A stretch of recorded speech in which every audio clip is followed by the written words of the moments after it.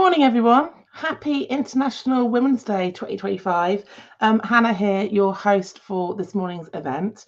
If you're just settling in and finding your YouTube links and getting your cup of tea, a cup of coffee, please do find the chat. Tell me who you are, where you are, and how you're feeling.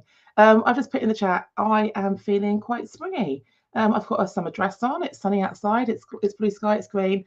Rich and I were just catching up about how miserable the winter's been. So I'm feeling positive and hopeful today. And I'm hopefully that's the vein that is going to follow us through today's event. So let me just do a bit of framing. Oh, how do I now make this full screen, Rich? Have I got that right? No? Okay. Am I the person who's going to get this wrong on StreamYard? What am I doing wrong, Richard?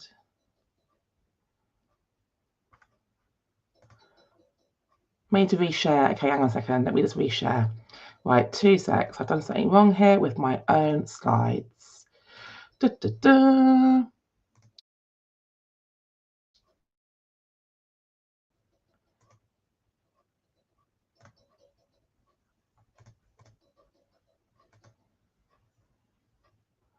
Nope. Okay, what is happening here, Rich? What have I done? Do you mind doing it for me, Richard? If I give you the link in the chat just to get us going? Nothing like best made plans and all that.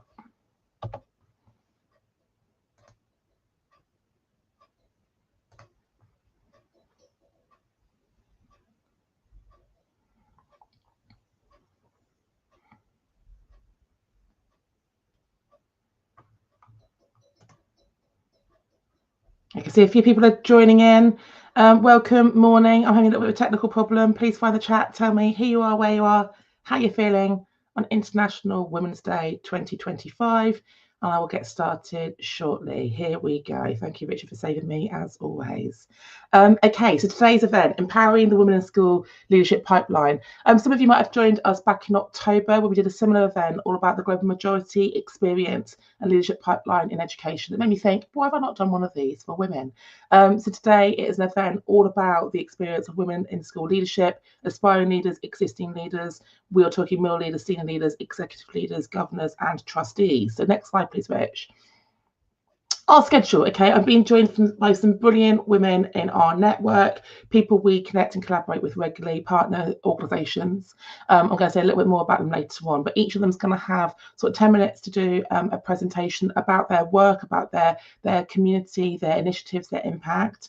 I would love some comments and questions in the chat to then do a bit of a Q&A with them to find out a little bit more. And I'll do a big follow-up email after today's event, do some signposting. They are all on our Diverse Ed website. They all have a page in our directory. They're all doing brilliant work with colleagues. And I did add in Thea later in the week. She's joining us from the Philippines. So I've put myself on to do a bit of a mini masterclass before her on I'm Remarkable, just to enable her to put her own kids to bed before she joins us. So the event's running to 12:30 rather than 12 as previously communicated. So next slide, please, Richard. Morning, Claire P. Lovely to see you. I can see people are finding the chat. Our why are we here? Okay, yes, it's International Women's Day. Yes, it's March the 8th. There'll be a range of different reasons why we're here. If you can find the chat and tell me why are we here, why is it important for us to be celebrating International Women's Day? For me, it's important to keep having the conversation, because are we seeing the change that we desire and need within the sector? We started Women Ed 10 years ago, and I feel sometimes like we're still having the same conversation 10 years on. And with what's happening in the wider world right now and in society, I feel like we need this conversation more than ever. The DEI rollback in America that's influencing also Europe is problematic. Okay, and making sure that we are centering the female experience within other DEIB initiatives, I think it's really important as well. Welcome, Jane. Welcome. Great to have you here with us. So if you do want to share your whys in the chat, that would be fabulous. Morning, Ben. Great to have you here as well. He for she ally. And then the why really then guides us into thinking about the how, and the speakers are all going to share their how. What is it that they're doing, how they can support you, your school, your college, your trust, to think about some of the different initiatives and strategies that are kind of needed. And then the what is the desired and the impact. Oh, it's Jane from Hong Kong. Morning, Jane. Happy International Women's Day. Next slide, please, Rich. So the theme's always a bit problematic around International Women's Day, and it gets a bit confusing which theme we should be using. So there's a corporate theme that comes, I think it's from Essentia every year. This year's corporate theme is Accelerate for Action. They quite often go for alliteration. They often have a kind of a body gesture to do. But we need to remember that's the corporate one. And I think Accelerate Action is really important for us to think about how we can sustain the pace, create the pace, make sure that we are keeping our foot on the acceleration pedal. However, there's also the UN's theme. And actually, if we think about the UN's position in the world, the work they do around kind of like women's rights through the SDGs, I think it's really important for us to perhaps foreground the UN's theme. And this year's UN theme for all women and girls, rights, equality, and empowerment. Okay, so thinking about how those two themes resonate with you, thinking about which themes perhaps being used within your respective contexts. I think it's important to perhaps do a hybrid of both. It's almost ironic, isn't it, or contradictory that we are perhaps leading with the corporate one, and who are the people who even get to decide the corporate one, and what's their agenda, what's their kind of their driver for perhaps doing the international women's work. I was in a board meeting yesterday where I'm a trustee in a local MAT, and we were talking about the gender pay gap. We're a small MAT, so we don't have to publish it, but I still ask the question. We still need to be looking at it. And we were talking about the kind of the flurry of posts and events that will be happening this week. But actually, it's the work that happens 365 days a year that's really, really important. Thank you, Claire. You're here because you're passionate about female voices being heard as loudly as men's and having the same opportunities. That really resonates and speaks to one of my slides a little bit later on. Next slide, please, Rich. So just to read the SDGs, for those of you who are school-based, and then we have a mixture of people in the network, some of you might be like me, you've left a school or MAT role, you now work independently supporting schools. But for those of you who are school-based, I'd ask you to really think about how are the 17 SDGs, the Sustainable Development Goals, being embedded within your school? SDG 5 is around gender equality around the world. So how are we speaking about that? How are we educating about that? And if your school is not working towards the UNICEF Rights Respecting Schools Award, please go away and have a look at it. It's a framework for you to think about how you really embed those 17 SDGs into your curriculum, into your assemblies, into your extracurricular, into your policies. And when you can demonstrate that commitment, those golden threads, you can work towards achieving bronze, silver, or gold, and you get network with schools around the world who are also foregrounding those SDGs. So please do go and Google it and have a look at it. Next slide, please. So when I arrange these events, as a coach, I always think about what are the questions we are inquisitive about, what we're curious about, what are our lines of inquiry. And I look back to the questions that we used back in October for the Global Majority event. And actually, some of them are quite similar, but I've tweaked them for today's focus and for today's audience. So thinking about representation, we know the data, and I'm sure Yamina's going to talk about the data a little bit later on from a women-ed kind of standpoint. Female-heavy sector, but we're not female-heavy when it comes to executive leadership. When we look at who are the chair of our trust boards, the chair of our governors, our CEOs, our executive head teachers, etc., we might have more women becoming deputy heads, heads of school, head teachers, but who is above them? When I got promoted to executive head, a lot of people said to me, oh, wow, you're so empowered, you're at the top of the tree. I wasn't. I had 4 men above me on 6-figure salaries. I think we need to really think about that, okay? Thinking about the fact that there's often invisible tiers above us. And that leads into the second question. Where do the glass and concrete ceilings lie in our sector? The glass ceiling historically has sort of been held across the deputy headship kind of space.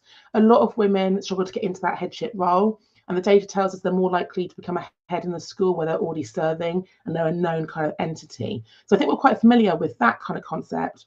The concrete ceiling is the ceiling that sits above women of colour. So a glass ceiling we can see through, a concrete ceiling we can't see through. A concrete ceiling is reinforced and much harder to kind of penetrate or shatter. So being aware of that, whatever identity you hold, I think is really important as well. The glass cliff is another concept. A lot of women, and women in colour in particular, find themselves in roles that are quite precarious. a glass cliff kind of situation where we're almost being set up to fail. We're in a role in a school that's failing, a role in a school that's remote, a role in a school that perhaps doesn't have the support or the investment around it. So it then looks like that category of people can't lead, but actually it's the context that is specific. The fourth question Emma's going to kick off with in a minute, all thinking about sort of family-friendly cultures and life-friendly cultures and what that looks like and feels like for a range of different stakeholders. And then Lindsay's going to pick up the kind of effective working piece. How can we really commit to that to enable progression? You're going to hear from Thea about mentoring and coaching and sponsorship and the kind of the call to action for how we pass that baton on and support people. From all of our speakers, we're going to be listening to best practice and thinking about the impact. If we're not really focused on the KPIs and why we're doing things and how we're going to measure it, what impact are we actually trying to achieve? Thinking about peer support, a lot of you are here because you are in communities, you are in networks supporting those existing aspiring women leaders. How do we join up the dots and create that kind of web of support and do that signposting? I've already referenced, we've got some he for she allies on the call, thinking about where men come into the conversation around advocacy and support. And when you hear from Nell later on, she's going to specifically be thinking about the next generation. Okay, we've got things to talk about and think about for us. I say us quite widely, women who are in the sector, the adults in the sector, but think about that next generation of either aspiring teachers and or the girls stepping into the workplace. I think is also part of our work and part of that legacy. Next slide, please, Richard. I know you're trying to get Emma into the studio, but next slide, please. So thinking about the gaps for me is really important. There are so many gaps that we need to be aware of and mindful of. We have the gender pay gap, we have the confidence gap, we have the motherhood gap, we have the visibility gap, we have the flexible working gap. Okay, how we find those gaps, close those gaps, I think is kind of part of the drive, I guess, and being aware of them and how we educate and bring awareness and consciousness to others. Next slide, please, Rich. Sorry to make you do so much clicking here. And then thinking about the barriers, okay, what are the barriers that are holding women back? I read with interest every November the Lean In McKinsey report and Women in the Workplace, and they talk about the missing rung. The fact that men have these accelerated progress to get to leadership, they might bypass a step, they get support, they get the kind of the opportunities. Women have a slower progress, whether it's women taking the steps and men taking the escalator, or men having every rung on their ladder. I think being aware of that and looking for that and thinking about how we close that kind of gap is important.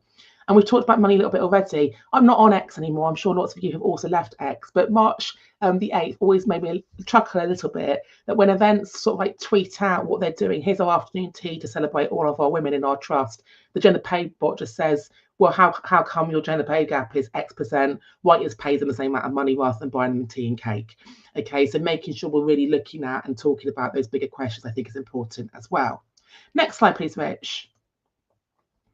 The reality, this is just some metaphors, okay, some visuals to bring to life those three sort of concepts. On the left, you've got the glass ceiling. In the middle, you've got the glass cliff. And on the right, you've got the concrete ceiling. And I think even being able to name those concepts is really important.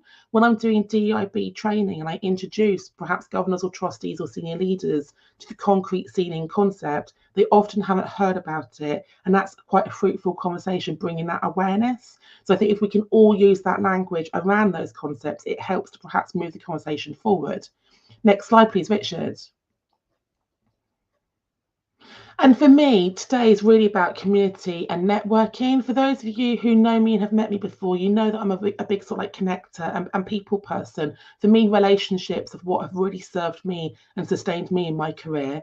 Starting Women Ed 10 years ago led to me being involved with Lean In. My claim to fame is I have been to Sheryl Sandberg's house. I have had cocktails with her, and being part of that global network was absolutely phenomenal. As a result of Women Ed, I then started Diverse Ed. That might be why lots of you are here today. You're going to hear from Thea later about WISE. I'm just back from South Korea speaking at the WISE event. And then I've also set up two different communities and networks with colleagues, one in Bath, where I now live, the Baines Women Leadership Network. And I know some of you joined me at our conference in January. And as a result of my work in the UAE, I've also supported and co-founded WELN out in the UAE. So thinking about the networks we are part of, and if it doesn't exist, go and make it, is always my suggestion. If there's a gap, find people and create that space with others. Morning, Leicester, and morning, Luton. Great to have you in the house. Next slide, please, Richard. On the next few slides, I just want to talk you through some of the people who are very important to me that support me and kind of empower me. This slide is my team, okay? I've got a brilliant group of diverse ed associates. I find values aligned people, kindred spirits, people who are committed to the work, and I love connecting and collaborating with them. So I'm sure you recognise lots of the faces on here. Behind the scenes, I've also got Sarah, my EA, and Blue, my brand designer. Blue's been with me since the start, 5 years now. Sarah joined me just over a year ago, and they very much helped me keep the plates in the spinning and the balls in the air. And then I've also got a business mentor, Val, and a coach, Michelle. Okay, so I feel really lucky to have this level of class support, and I'm constantly talking to empowered women. So thinking about who would be on your slide, who's in your circle, I think is something to perhaps reflect on. Next slide, please, Richard. Then we have our mentors. I did a post this morning on LinkedIn, and it really makes you think about how all the people you are regularly connecting with, collaborating with, but who are also supporting you. Who's saying your name in those rooms when you're not there? Who's opening the door? Who's cheerleading and championing you? On the left here, Jill Berry has been a massive cheerleader for me since the start of Women Ed, so 10 years now. She reads every newsletter. She constantly tweets out, does posts on LinkedIn about the work we're doing to amplify us. And I really am very grateful to all the support Jill gives me and the team. Karen in the middle, some of you will know that Karen was my mentor for a very long time and a dear friend of mine. She passed away last year, and I really feel that kind of like that gap. But I always have Karen on my shoulder, like with her wise words, her gentle words really still stay with me and guide me. And then the powerhouse that is Diana Asagi. If you've not met her, you need to meet her. Rocket up the backside is what I call Di. She is the person I ring when I'm in a crisis, and she always talks me down and gives me wise, sage advice. Next slide, please, Rich. Then there's the he for she allies, and I actually added some new people to this one this morning. Chris will probably be surprised I put him on here, and I tagged him in the post this morning. But I met Chris through like Teachmeets and being an English teacher, and he was the one who sent me the application for a headship when I didn't feel I was quite ready for it. He was the deputy head in the school, and his head then retired, and he couldn't apply for the job. And he messaged me to say I think it'd be great for it. And I applied for the job. I didn't get it, but it didn't really matter. It was the fact that someone kind of like saw that potential in me and believed in me and gave me that tap on the shoulder. So I really am sort of like further grateful to Chris. Patrick, many of you will know, he has been a supporter of mine ever since Women Ed started. And I've supported him a lot as well on the work that he does as a he for she ally. Adrian's one of my team. I call him my brother from another mother. He has been a brilliant friend and supporter, but also gives it to me straight when I need it. And David Hermit is someone who I connected with because he was one of the only Black male CEOs in the country. As a result of that, he became one of our authors in our book, but actually became a chapter editor. Spent a lot of time with him, get on brilliantly with him. And I've spoken to him about 4 times this week because we're having a bit of a crisis in our trust, and I needed a sort of like kind of external perspective. And I really appreciate the support he gives me. So yes, today is International Women's Day, but it is an important thing for us to consider who our male allies are. Someone said to me yesterday, what about International Men's Day? It's November the 19th. It does exist if you need to celebrate it. So he for she allies, important part of the conversation. Richard, next slide, please. Role models. I always want you to think about who your role models are and how you are a role model for others. And I'll speak about this a little bit more when I get to the unmarkable session. I think a lot about like, who have I got eyes on? Who am I observing? Who am I listening to? Who am I learning from? Who am I studying? When I'm coaching senior women who have got a particular challenge or problem, I ask them to find someone who does it, who embodies it, and just observe how they do it, and then we can talk about how to emulate it. So these are just some of my public figures who I look up to, and I just love that picture of the junior hidden figures, thinking about these young people who are looking up and really thinking about who they see in the structure, who do we see in the structure, and that kind of like that loop I think is really important as well. Next slide, please, Rich. And our solutions. So Claire talked about sort of like finding voices and amplifying voices. That's very sort of like resonant with me and what I believe and what I do. If we think today about solutions to problems, solutions to gaps, solutions to carve up barriers, these images are just about the work I'm involved in. And for me, it's about us finding our voices, using our voices, but empowering others to find and use their voice as well, that all voices matter. Then it's about how we amplify those voices. And that's really what I'm committed to through the website, through the blog, through the podcast, through the book, through the newsletter, and ultimately how we collectively change the narrative. Okay, so how we talk up, I guess, that experience of being a woman leader. Thank you, Richard. And solidarity for me comes with that, this idea of connectivity, community, and our networks. These three pictures really signify to me three important events that have happened to me in the last 6 months. So the first picture was the event from our event out in Dubai. We had 250 people there on a Saturday, the most amazing event, amazing group of women. The picture in the middle is from the event I organised here in Bath. I have really intentionally built a brilliant network in Bath in the last 18 months, and I curated a day of us all coming together. And then the picture on the right is from the event I spoke at in Seoul over February half term. It's so nice sometimes to just be a participant and a speaker rather than the organizer. I also had horrific flu, so I wasn't massively on form, but absolutely brilliant to meet women who are working in the Asian kind of part of the international school scene. So thinking about how we stand in solidarity with one another, how we build each other up, how we have each other's backs is also part of that wider conversation. Next slide, please, Rich. I'm going to be finished soon, Emma, I promise you. So today is all about us amplifying pioneers and change makers. They might not use those words to self-identify, but I see them. They are pioneering, they are making significant changes in the sector. So you're going to be hearing from Emma, myself, Jess, Lindsay. I'm not sure whether Lucy's joining us or not. They usually type in sort of half of their partnership. Nell, Thea, and Yamina. I can't wait for you to hear about the brilliant work that they are leading on and co-leading. On the next slide, I think we've just got some final logos because each of them has founded and co-created different spaces, different organisations. And I will send these links out to you. There's a page for each of them in our DEIB directory so that you can then share the work they're doing and amplify it with your own networks and with your own institutions. And I think that might be my last slide, Rich. Are we on the slide now introducing Emma? Yes, we are. Okay, I am really grateful to welcome Emma to the stage. Emma's one of our associates. We used to work together. She's doing phenomenal work from France to support the UK school system, all about life-friendly leadership. Good morning, Emma, and happy International Women's Day. Good morning. Thank you for having me, and happy International Women's Day. I don't know if you saw, I posted on LinkedIn earlier this morning that it sort of bypasses us here in France, as does World Book Day. So really nice to have an opportunity to celebrate and have a sense of community around this day. So thanks for having me. Brilliant. It's great to have you here. So I'm going to disappear. You've got your 10 minutes to present all the fab work you're doing, and then we'll pick up questions from the chat to wrap it up. So I'll see you shortly. Thank you, Emma. Thanks, Emma. And I think Richard's going to share my slides. Yay, brilliant. So hello and welcome to everybody who is listening live or listening back to the recording. My name's Emma Shepherd, and I'm a former lead practitioner and English teacher, and I founded the MTPT project in 2016 when I became a mum and went on maternity leave with my son Hugo. Now, since that point, we have since grown into the UK's only charity for parent educators, so teachers, leaders and support staff. And what we do is we support teachers when they become parents, all the way through normally to when their youngest child is about 5 years old and starting school. And we also help schools to become more family-friendly and life-friendly workplaces to build a more sustainable teacher workforce. And if we see the next slide, I'll tell you a little bit about why mothers in particular are so important to the health of the teacher workforce.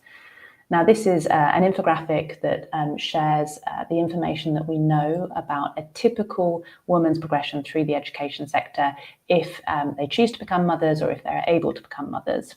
Now, we know that 76% of our teachers are women. We're a female-dominated profession, and half of those teachers have children under the age of 18, which is pretty standard across all industries. Now, we also know, and this is fairly recent data, last year, April, that 67% of women aged 30 to 39 are mothers, and 77% of women in our workforce aged 40 to 49 are mothers. And actually, some of the more recent leavers and returners data demonstrates that there is a sort of a big returner rate in the 40s, which sort of points to a career break for having children and then coming back into the profession once children are a little bit older. Now, what we also know, and again, this is a freedom of information request that I make every few years or so, because it's not, it's collected, but it's not published as part of the school's workforce census. But we know that 4.8% of the teacher workforce are on maternity leave at any given time. So right now, about just under 20,000 women are on maternity leave, which averages out at around 2 per school. Now, unfortunately, women are also in this age bracket, this 30 to 39 age bracket, typical childbearing age. They are also the largest demographic to leave teaching every single year, and they have been since 2017. Now, that percentage, that 21%, has come down from 27%, which is good news. But in 2023, we lost 9,147 female teachers aged 30 to 39, and we know that they are leaving for reasons related to motherhood. In too many cases, women are finding that teaching career and motherhood are simply not compatible. And when we do lose them, we have seen an increase in returns rates in 2023, and I'm excited to see what the schools workforce census data shows us about those returners in a couple of weeks' time. But when we do lose them, unfortunately, more than half of those who are leaving to look after their families don't return to the classroom. When they do stay in the profession, women are more likely to work part-time in order to balance their domestic and professional obligations, because women in our wider society are still taking on the majority of caring responsibilities. So just as a comparison, 27% of female teachers work part-time, only 8% of male teachers are working part-time. And we see a similar statistic in that return data. Women are returning to the profession after a caring-related career break, looking for part-time work at about the same rates. Now, unfortunately, part-time work means part-time pay, and we have a significant gender pay gap in the education sector, which is exacerbated by the dominance of women in part-time positions, because there are progression penalties and pay penalties associated with part-time working still. So we have a 20.4% gender pay gap in education, which is one of the worst industries in the country, and that is a gap that widens, lo and behold, between the ages of 35 to 39, when women are most likely to become mothers in the education profession. Now, we see that impacting our leadership pipeline. So we know that 65% of our head teachers across primary and secondary are women, which sounds like a lot, but actually in comparison to the rest of the workforce, we see a difference in that representation if 76% of our workforce are women. And actually, it's really terrible at secondary level, where only 40% of our secondary head teachers are women. Now, what's also really interesting is that of these female head teachers, 60% of them are mothers, whereas 90% of our male head teachers are fathers. So again, we're seeing that it's easier to be a father and a head teacher than it is to be a mother and a head teacher, indicating that women are still feeling as if they have to choose between having a family life or pursuing a leadership career in education. Next slide, please, Richard. So the work of the NTPT project, even in 2025, is still needed. The parent demographic are our largest group of leavers. So those women aged 30 to 49, men and women actually, make up half of our leavers. So for both men and women, we're seeing a huge exodus in that parent bracket. And 9,147 of those were female teachers aged 30 to 39, which is almost 1,300 more than the 25 to 29-year-olds of both genders that get so much attention when it comes to investing in retention measures. So the question that we ask is what are the simple things that we can do to retain them? And then obviously what are the more deep-rooted things that we can address? Now, dichotomously, the parent demographic are also a huge chunk of our workforce. So female teachers alone, aged 30 to 39, make up 27% of our workforce. It's the biggest demographic of our workforce that we have. And we actually have more female teachers aged 30 to 39 than all male teachers of all ages put together, which is an issue in itself, as teaching is still considered a caring and gendered female career. But when they're staying, again, our question is, are we looking after them effectively? And unfortunately, in too many cases, not all cases, but in too many cases, the answer is no. Next slide, please, Richard. Now, what did the MTPT project do to address some of these issues associated with the motherhood penalty?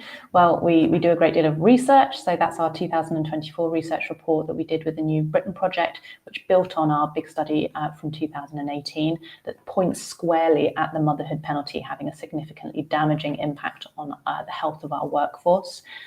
We run coffee mornings and networking events for our grassroots community, and we encourage CPD providers and schools and organisations to be more family friendly, so that when they need to, colleagues can combine family and professional life, so that they're not feeling torn between being a good mum or being a good teacher. And we also have a book with a fantastic load of information and positive and celebratory case studies showing how teaching can be one of the most family-friendly career options if the right conditions are in place. Next slide, please. Now, we also do campaigning work, and that campaigning work is around 2 foci for the next 3 to 5 years. The first thing that we want to offer our community nationally is what we're calling a cradle to classroom programme of parental leave transition support. So we want to be able to support colleagues with coaching, entitlement and return to work workshops from the beginning of their leave all the way through to when their youngest child is 5 years old.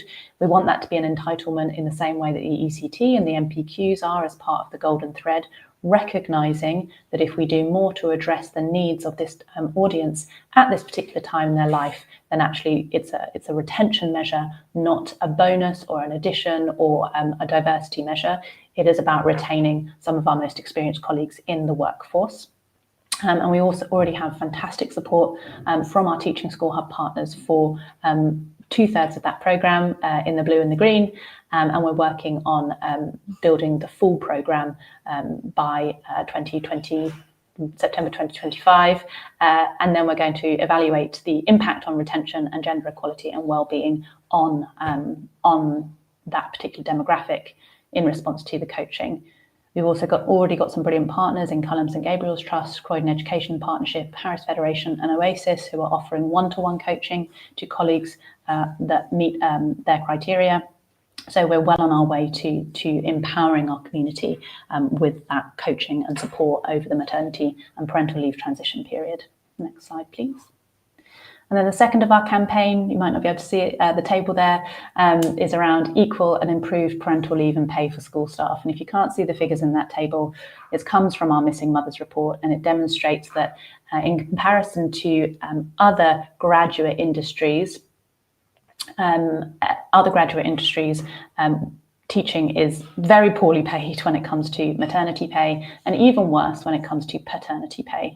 So we're doing a lot of work around piloting equal and improved leave and pay for school staff as a way to tempt people into the profession, retain them in the profession, and making sure that they're getting a sense of value over their maternity leave and paternity leave, and also ensuring that they can actually afford to take time off with their children.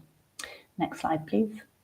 I've got a minute to go, so I'm going to finish just with some of the opportunities that you can access immediately, whether that's signposting them to your staff or accessing them yourself. So we have fully funded parental leave group coaching programs available to state school colleagues working in England, and we have fully funded return to work workshops, again, for state school teachers in England. Independent school colleagues, you can join us, but unfortunately the funding is just for state school colleagues, and we've still got 2 group coaching cohorts running until the summer and 4 more return to work workshops to go, so that if you are currently on a period of maternity, adoption or shared parental leave, then you can join us to get a bit of support and boost to help you to do your leave your way and to find that elusive sense of balance when you go back to work at what can be a very challenging time. And then in the middle, coming up on the 21st and 22nd of March to celebrate Mother's Day, is our Missing Mothers virtual conference, which is a 2-morning event showcasing the work of the MTPT project and the practical solutions that we can do both at systems level, so as leaders, and at grassroots level to make sure that teaching is a sustainable career choice. And that's me done, so thank you so much. Amazing, ever efficient with your timekeeping as well, Emma, and so concise. So I knew there's going to be lots of data, so there's no questions in the chat because I think the audience are probably processing all of the data. But I've got 2 questions for you. Yeah. I know we've got governors and trustees on the call. What questions should they be asking at a trust level and a governance level to support your work? Yeah, I think one of the big challenges that we're seeing is understanding and acknowledging and challenging school leaders around mothers being workforce. So not what are you doing to be kind to your mothers, but actually what is your staffing like? How many colleagues do you have out on maternity leave? What are you doing to support them as they come back from leave? Not to be kind to them, not as a necessarily ethical decision, but as a retention measure. What does your 5-year plan look like in terms of who might be going on leave soon or in the next 5 years, and how are you building capacity within your teams to make sure that when they come back, they are well supported and able to remain with you? So I think important questions around staffing and seeing that as a long-term plan. Women will get pregnant, people will adopt, people will become parents. It's not something that it's not a bullet to be dodged. It's a reality to plan for if you're planning effectively. And I think as well, it's very live at the moment, but the issue of flexible working and exactly what the flexible working policies say and what the flexible working culture on the ground is in your organisations. We are still seeing too many cases of unofficial policies saying that colleagues can't work part-time or flexibly at leadership level, or TLRs being paid pro rata, which actually is what the school teachers paying conditions suggests. And I'm sure Lindsay will talk a little bit about that maybe, but we can do something within our schools to address that. And also then the third thing around the gender pay gap. When we do the gender pay gap reporting in larger organisations, how much of that gender pay gap is actually a motherhood pay gap, and what are we doing about it as an organisation? Yeah, really good point. I've got a third question to add in as well, because your thing about like this is reality. Like with the female heavy profession, Emma and I are both English teachers. We used to work together. The school before I worked with Emma, I was head of English. I had 10 women. They were all either pregnant, on mat leave, trying to get pregnant. Like we were all at that age, but there was quite a lot of miscarriage. And I want just to speak about like baby loss and bereavement. I know you have helped with our toolkit on this. I think it's thinking about the pastoral care, and I've heard some horror stories in the last few weeks, Emma, about the duty of care not being there. Do you want to just do some signposting around that piece of your work? Yeah, absolutely. I suppose the first thing to know is that the law has recently changed as part of the Employment Rights Bill. So previously it was, I think, 24 weeks. If you're 24 weeks and over pregnant, then you would get your full maternity leave entitlement, and then there's a leave attached to that and some legalities. But prior to 24 weeks, so if you miscarry at 22 weeks or 23 weeks, you can be expected to be back in the building the next day and cracking on. Now, that's unfortunately just not how miscarriage works. And even a miscarriage, a missed miscarriage, or an early miscarriage can represent a significant bereavement for both parents or whichever parents are involved. And happily now, the new Employment Rights Bill has just introduced 2 weeks of bereavement leave for miscarriages before 24 weeks. So schools need to be up to date with that so that they're not denying colleagues this new legal entitlement to leave, even if they miscarry very, very early, because for some people, even an early miscarriage, the first time might be a significant emotional loss, or that might be the third, fourth, fifth miscarriage they've had on their way to trying to become parents. And the more that happens, it becomes a really, really difficult emotional struggle. We're a performative career, so being able to just pull yourself together and stand in front of a class, a challenging class or a big audience is inhumane, frankly. Yeah, I completely agree. I can see our next speakers are here. I've got to ask one final question, Emma. We've got some international colleagues on the call today, speaking and listening. We know you're a UK charity and the funding's UK specific. Any tips or signposting to the international school system? Yeah, I think the one reason that we don't engage more, I think, with international schools is that they are obliged to comply often to the laws in the country that they are based in, but their policy documents can be different to that in terms of if they want to offer more support or if they want to offer a different type of support. So when it comes to policy documents or cultural best practice, come to us. We're absolutely experts for that, but there might be some legalities associated with your country and the country that you're employing in or based in that might be slightly different to the expertise that I have around the legalities within the school, within the UK, sorry. But so that's something that I would always throw back, because there's so much variety in terms of parenting policies or leave policies within different countries.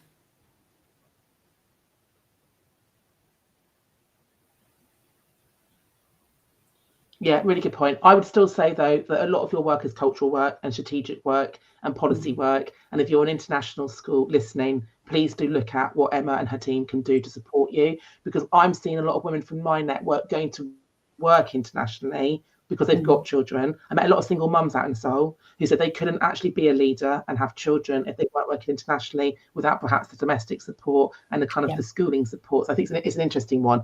I'm going to let you go now, Emma. Thank you so much for joining us. I know you've been juggling your own children this morning as well. They're so good. Great They're to so have you good. here. They're very happy to play. I'm not making them do their homework. Well, you now get released, and we're going to hand over to your colleagues Lindsay and Lucy, who are joining us from Flexible Teacher Talent. So see you soon, Emma. Sticking around to listen to them. Thanks, Anna. Bye, bye, bye. Awesome. Brilliant. Cheers. Bye. Thank you. Okay, let's welcome to the stage our next two speakers. And it's not one, but both of you. This is always a lovely surprise to see who I'm going to get from the Flexible Teacher Talent team. You never know. Lucy and Lindsay. You never know. It's great to have you both here. I'm going to hand straight over so you can have your 10-minute slot for presenting, and I'll come back at the end to ask some questions. So happy International Women's Day, and over to you. Thank you. Happy International Women's Day to you too. And I think Lindsay will agree, it's absolutely no exaggeration to say that we are probably still in the profession because of the work that Emma does. Emma's charity did not exist when I first had my children, and then it existed for my second maternity leave, and wow, what a difference. And I have been recommending Emma's charity to colleagues in my school, and the interesting thing is how much people are not sure that they need it when they're about to go on maternity leave, and how many. And I have at the moment 7 people on maternity leave, and everyone has come up to me and asked me, just remind me of that charity again, can you let me know? So I'm thrilled that they are supported through the trust that I work for, to be in receipt of the coaching that Emma offers. So big shout out for that, genuinely making a difference to people. We are Flexible Teacher Talent. We began in 2017. We met at the Teach First Innovation Series, which was an opportunity to meet up with other members of the Teach First Ambassador community who were attempting to solve problems in education. I was really lucky to meet Lindsay, and we support individuals who are looking to work flexibly, and we also support schools and trust leaders with flexible working in schools. And overwhelmingly, I think we would say over the time that demand outstrips supply. So when we run sessions for people who are looking to work flexibly, we always have more participants than when we run sessions for leaders. And so we are always looking to try and help redress that balance so that there is not more demand than supply. We culminated all of our research. We always say how lucky we are to have had the time to sort of collate together the research that was available, and to share stories and case studies and anecdotes that help flesh out the detail of the data.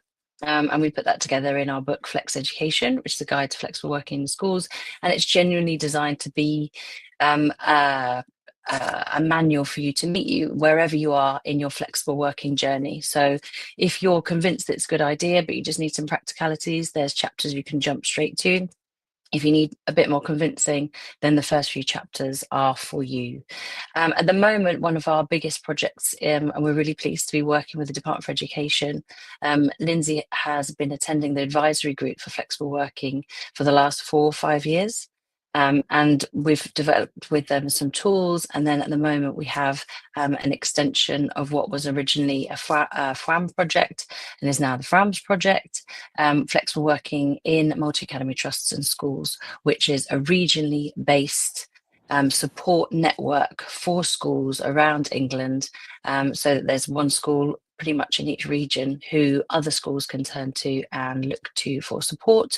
On their website, there's a suite of webinars for literally every type of question that you might have about flexibility. There's general questions about why it's a priority now, as well as really nuanced practical information about specific times of life or timetabling and so on. If we're able to see the next slide, I'm just going to talk through our why and then hand over to Lindsay for a little bit of this specific Women's Day focus. Why do we do what we do? So this is our original infographic. You can see we were inspired by the NCT project again to collate all the research onto one page. And although some of this has changed, we discuss sometimes, do we update the figures because some of them are starkly worse, which is not good. But it's also just going back to where we began. And the bottom left is really or bottom right, as you're looking at the screen, is the why. So the Sutton Trust in 2011, a charity, UK charity, essentially did work on what's the biggest impact on pupils. And of course, it's having effective teachers in the classroom. And so if we're losing teachers for whatever reason, then our priority is to maintain them, both recruit them, but also to retain the teaching workforce that we have. Emma has already talked a little bit about the gender gap and leadership diversity, so I'm not going to go over that again. And the Missing Mothers report is obviously a comprehensive dive into the data around the women aged 30 to 39, of which Lindsay and I were at risk of being a statistic, and happily we still teach and are able to do this work.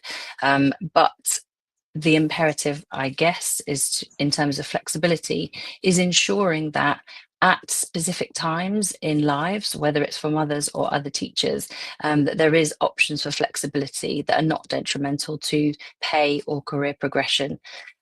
Overall, if I'm able to reduce my hours for a certain amount of time while I'm a carer for my own children, for my own parents, or sometimes for both as a sandwich carer, then I'm able to maintain my level of seniority or my level of leadership. And then when I have capacity, I'm able to go back to full-time pay. So that helps with that gender pay gap longer term, even if in the short term, I'm reducing my hours. We know that we have a shortage of teachers across the board in schools. So work that we can do to help retain them flexibly is incredibly important. The more that schools are equipped to know the types of flexibility that are available to them, the better. So where schools are much more versed in flexibility beyond the traditional of job share and part-time, which actually often, particularly with part-time, can be quite difficult to timetable. The more they're able to work with the workforce that they have, look at their context and help to ensure that not just mothers and women, but all of their staff have elements of flexibility which will support their well-being. I'm going to pass over to Lindsay to specifically talk about International Women's Day focus, but thank you again for having us today. Yeah, so I just wanted to link what we do really to this theme for International Women's Day. So the next slide should just have a reminder of what the themes are. Flexible working is intrinsically linked to equality and the fact that women need to work flexibly for whatever reason. Lucy and I have moved away over time from kind of celebrating the problem. Like, there is a problem, we want to work flexibly and we're not often able to, but that has three different effects for women in terms of equality as I see it. So the first is that they can't stay. So you often can't continue teaching because you can't work flexibly. And like Lucy said, that nearly happened to us. Lucy left her role and changed kind of subject she was doing and schools and how that was going to work. I left the state sector, so I am the statistic. I am in that statistic of women aged 30 to 39 who left the sector. I'm no longer in that bracket, sadly, but I was part of that statistic because I've moved to an independent school. So I now work in an independent school. I'm not counted on the kind of state school teachers and list. So I am that statistic. I left because I couldn't get the flexibility I needed in the state sector and had to move to the independent sector to find that back in 2017. But the other kind of major impact is about not being able to progress. So if you can't work flexibly and progress your career, if you have to step back once you require some flexibility, either for childcare responsibilities or for other reasons, then you are prevented from progressing. And that is the main driver in why we have this disproportionate representation of men in leadership roles in schools. If you think about that that demographic of women aged 30 to 39 who are leaving teaching often after they have children because they can't get flexibility. They are effective, experienced middle leaders, and schools losing those people, you know, it's bad for them. It's bad for the equality, it's bad for the women, but it's also just terrible for the schools. Those are the people who know how your schools work, who develop the new incoming staff, who have this kind of organizational understanding of how the school works and can help develop others. And as Lucy mentioned from that report from oh God, I can't remember what it's called. But, you know, having important teachers in front of people is important, you know, good, effective teachers being there. But progressing and getting to the top of organizations and leading organizations, you can still do that when you're part-time or when you're working flexibly. And we are very slow to kind of have that uptake in school and that realization from school and trust leaders that just because you are working flexibly does not mean you are working less effectively.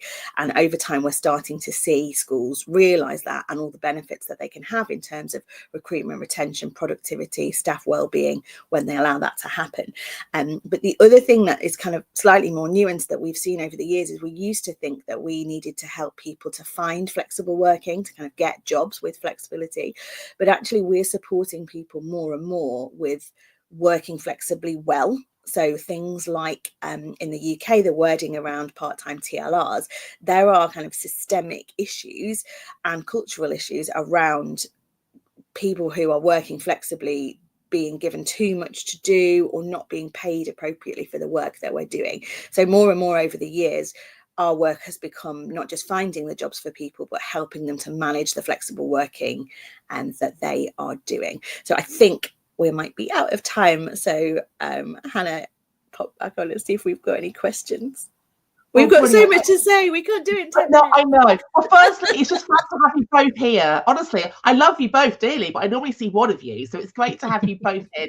Team out in force. So thank you for that. What you shared is just brilliant, and it really builds on what Emma shared already. So we haven't got any questions, but I am going to send out the slides and your links to your page afterwards. And with our new jobs board that's just launched, like, I'm really heartened to see how many part-time adverts are actually already on there and are coming through. I'm definitely seeing a shift from previous years of recruitment. So I think that's something that everyone listening can influence, that we advertise as flexible roles rather than waiting for someone to negotiate it. I think that's perhaps a takeaway. So fab to see you both. Go and enjoy International Women's Day and the real juggle with your own families. And I look forward to seeing you both soon. But thank you for joining us this morning. Thanks, Hannah. Bye. Thanks, Hannah. Cheers. Bye. Bye. Thank you. And next up, we have the lovely Jess. Are you there, Jess? Are you ready to roll? I am. I'm here. Hello. It's hi, Jane. So I spent last year's International Women's Day with Jess in person. We hosted an event in Cambridge. I know the lovely Jess through our mutual friend Jo Lawrence, who some of you listening might know from Women Ed. And Jess is doing phenomenal work as a non-educator. And I think it's always really important for us as educators, Jess, to hear what's happening in other sectors as well. So I'm going to shut up, leave you to it, do your 10 minutes, and I'll come back and ask you some questions once you're done. Amazing. Sounds good. Right, let me get my right window to share with you. All right, everyone can see. So thank you, Hannah, for inviting me to be here today. It's a real pleasure and honour. I love International Women's Day, but every day feels like International Women's Day for me. Just a little quick one before we start, in case it hasn't already been covered. Gender is, of course, a spectrum, or as some would say, a galaxy. So just a little heads up that I'm going to use the word woman, but it will be very inclusive of non-binary and trans individuals and anyone who was born as female. So I'm going to use woman as a shorthand, much like the UN. And if you're neurodivergent while you're watching this and you need to move, or you need your captions on for auditory processing, then please do that. And if there's any chat, you can turn it off. And just, acknowledging that there's always a varied amount of experience in the room when I talk about all sorts of unspoken challenges, which is my thing. So my name is Jess Rad. I'm the founder of The Womanhood. I'm a gender equity and neurodiversity advocate and speaker. I'm ex-Disney, BBC and Fox, but now I go out and talk about the unspoken challenges. I'm also a facilitator and mentor for social entrepreneurs and an ambassador for Amaze, which is a brilliant SEND charity down here in Sussex, where I'm based, a proud parent carer of 2, amongst many other things. So the Womanhood, just quickly, it supports organisations and communities to close their gender gaps by mainstreaming the unspoken challenges of womanhood. So we deliver talks and workshops and programmes about increasing self-awareness and compassion within women and females, and indeed allyship, and making change feel really accessible through micro 1% actions. I talk a lot about whole variety, which maybe that's my ADHD brain, but we cover issues from women's health, neurodiversity, money and relationships, and look at all the intersections and connections between the two of them, which is where it gets really juicy. And always try to do so with an intersectional lens, so recognizing that gender fluidity and sexuality and race and ethnicity will always play a role in it, and always trying to shine a light on those who might feel most marginalized when you kind of have a combination of those going on. So I talk a lot about the unspoken, and I had some slides prepared for today, and then I was reading the International Women's Day messages this morning, and being really brutally honest, I sat in my kitchen about an hour ago and burst into tears. And my son, who's 8, came in and gave me a hug, told me to do some deep breaths and asked what was wrong. And I said, I think I feel a bit tired because this is how I wish everybody talked every day of the year, 365 days of the year, not just on this one day. And obviously there's many of us probably in this room and presenting and listening today that this will be part of our lives. But I think this idea of how can we like mainstream a lot of these conversations and make them a daily occurrence is what really drives me. So thinking about how do we really accelerate action? I'll tell you a quick story about how it came to be that I'm here today. So about 5 years ago, I had quit my job with nothing to go to. My period went from a 26-day cycle to 45 days, and it was the wake-up call I needed to realise that I wasn't on the path that I should be. And then I'm a kind of accidental community creator. I accidentally created a community of about 350 women where I live, and as that group grew, it was becoming clear to me that the loneliness epidemic of what we're going through was preventing us from really talking about the things that were actually having an impact on our daily quality of life and often our long-term health. So I ended up somehow bringing together a group of 7 women, and the Womanhood and the Unspoken sessions were born. Over the last few years, I've seemed to kind of collect a lot of my own unspoken challenges. So I kind of found out I was going through premature menopause at 38, discovered I was getting divorced in lockdown. I spent a lot of time advocating for my daughter, who you see in the middle there. I feel like that picture really encapsulates my love for her. Got her an EHCP and taken her out of mainstream. I've been through almost a tribunal, done a lot of advocating for many years, navigating the healthcare and education systems. And my mum got diagnosed with ovarian cancer. There was a lot of things. Recognised my own neurodivergence, and as Glennon Doyle will say, one woman's story is often a million women's stories. And I realised there was huge power in sharing these experiences, but also it just gave me a much deeper understanding of the complexities of what it means to be a woman and the often hidden and unspoken barriers to us fulfilling on our own ambitions and dreams at work. That kind of culminated to some degree in October last year when I got awarded the Positive Role Model for Gender Award at the National Diversity Awards out of 90,000, which I'm still trying to wrap my head around. And it's really cemented my desire to not just expand my work, but I guess extend it into allyship and in making sure that all genders feel really seen and heard in these conversations. I do feel like we're living through exciting times. We've now realised that menopause is something that happens. It's been happening since the beginning of time, and the last 4 years meant that everybody else is kind of waking up to it. But I guess I really see this as like the Trojan horse, because whilst menopause has a profound impact on our daily experience of life, that's like the tip of the iceberg, and it feels like there's a few things that businesses and organizations and leaders are kind of aware of, but actually there's a huge volume of things that are happening behind closed doors, in secret, that are having a big impact. So coming back to this question of how do we accelerate action, Well, I'm going to give you 3 ideas to contemplate today. One is that we stop the shame and the fear of judgment that is making us suffer with these things behind closed doors and hidden away, and that we all get outspoken about the unspoken. These things, I could sit here and give you an hour's worth of stats, which I don't have time for, but so many of them are impacting many of us. And actually, it's when we come out and share them that we realize they have the ability to really unite us. Secondly, we have to create safe and brave spaces so that individuals, women in particular, given the long-term systemic gender gaps, to increase our self-awareness, which in turn increases our self-compassion and subsequently enables us to better self-advocate. And by that, I mean, it could be our hormones. You could realize that actually you're suffering with endometriosis, or maybe you are neurodivergent, or maybe you are in a unhappy coercive relationship, or maybe you are in a lot of debt that you need to find your way out of. There's lots of things happening in women's lives that we don't even give time and space to so that we can make change, but we have to enable that self-advocacy piece. And crucially, we have to make allyship and change feel accessible. I've started now last year creating programs where I create spaces, perhaps counterintuitively, just for men to learn about these unspoken challenges of womanhood, menopause being a prime example.